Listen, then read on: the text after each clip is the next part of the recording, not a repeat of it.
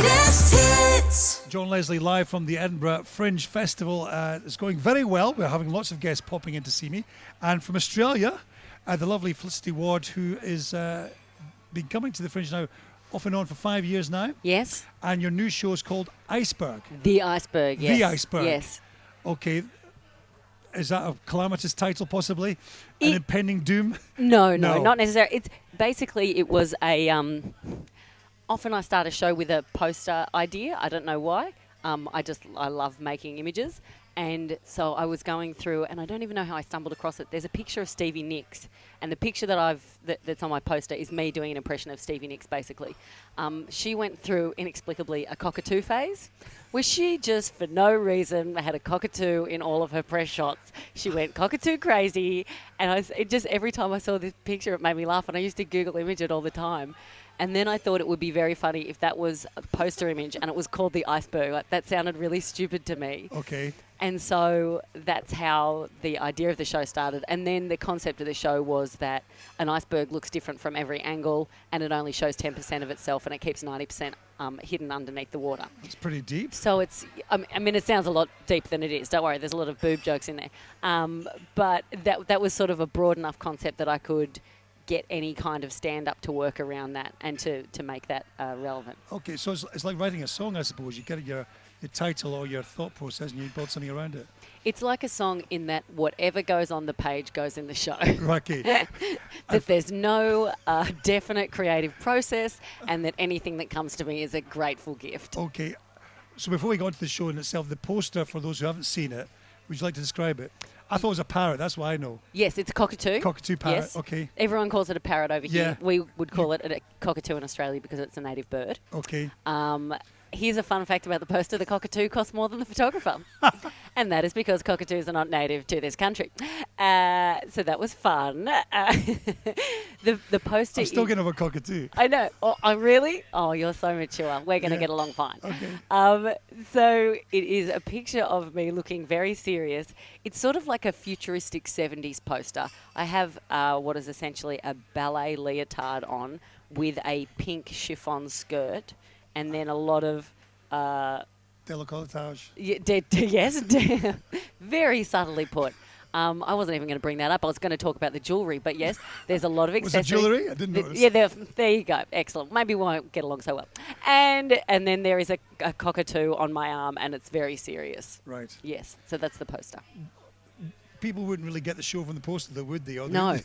No. So that's the whole, It's just trick. so they look at it and go, right. What am I looking at? Okay. Why am I looking at a woman who's dressed like the 70s with a cockatoo on her arm?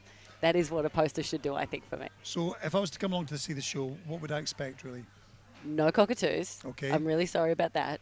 I'm a very high energy performer.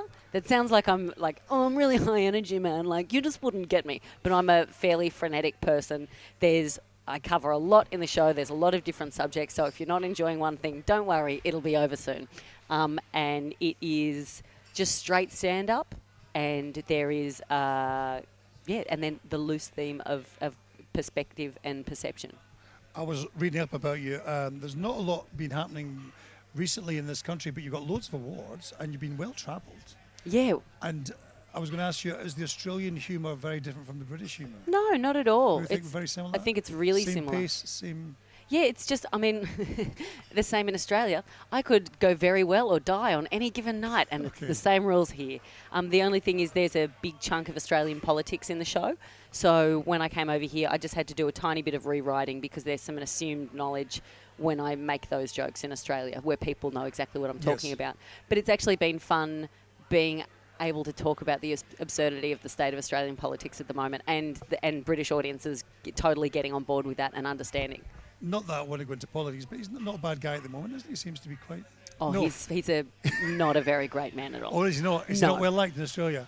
His opinion... Gives a good perception. No, his opinion polls, this is a couple of weeks ago, were... You've had a bad run, though, haven't you, for a while? We really have. We've had a bad run. This is one of the things that I talk about in the show, is that when I first came to the UK last year, in the first 3 months, we had 3 prime ministers in the first 3 months. Okay. And that's too many prime ministers. That's what it is. A lot of people here would say that's maybe not a bad thing. Yeah. Well, none of them were great choices. I mean, Julia Gillard, in my personal opinion, was... Nice voice. Julia Gillard. Oh, do you know? I actually think that had a lot to do with why people didn't like her as a prime minister. They couldn't listen to her voice. Too thick. Yes, because she's from South Australia, but it was a very nasal tone. But she's a really smart woman. She was really, really personable. For some reason, when she read auto cues, she seemed very disingenuous, and people respond to that.